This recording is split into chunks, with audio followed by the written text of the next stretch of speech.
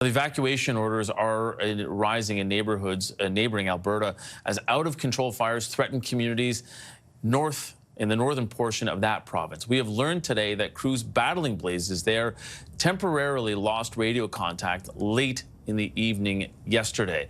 The firefighters were working to save structures in the Chippewa Lake. That's west of Fort McMurray. One team sheltered at a fire station while another found safety in a school, which was designated as an emergency shelter. This is just the start of the wildfire season in Canada. Joining us now on how the province is preparing is Alberta's Minister of Forestry and Parks, Todd Loewen. Thank you so much for joining us, Minister. First of all, talk to me about those tense moments where we lost communication with a group of firefighters in northern Alberta. What must have been going through your mind at the time?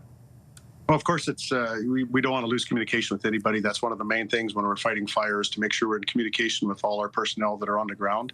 And losing that communication was worrisome for sure, but we were able to regain it quickly thereafter.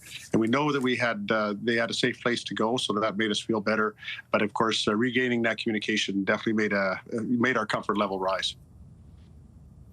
Now, the federal government has offered help to a number of provinces. I wanted to know what Alberta needs right now and whether or not you think there's enough capacity, considering how many fires are burning across the country right now and so early in the season. Yeah, so no, we're definitely with the amount of fires we have going right now, we're definitely near our capacity. We have asked for some help through the Canadian Interagency Forest Fire Center, and so we're hoping to get some more help through there. But again, there was a 24-hour period where we had 28 new starts just in a 24-hour period. So that kind of intensity has has definitely brought things to a maximum of our capacity. But again, I think we're doing well so far. We're making sure that we're doing our best. We're focusing on saving communities, saving lives, and making sure we keep our residents safe. How much more do you think you need from the federal government right now? Well, when it comes to the federal government, when we're requesting help, we do it through the Canadian Interagency Firefighters Center, and we do that. That's something that all the municipalities in Canada do.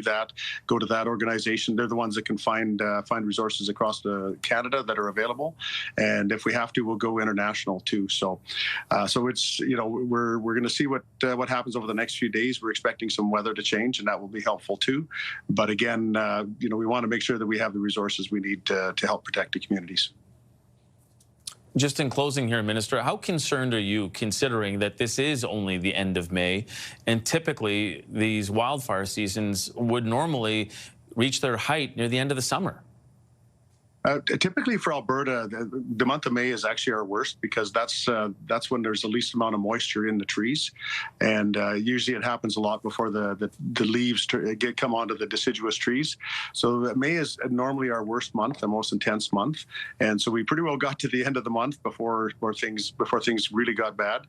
And as we go through the summer, there's always going to be hot times. There's always going to be times when it's tough, but we can we're prepared. We have a good crew, we have professional people, and we're just going to make sure we have the resources we need.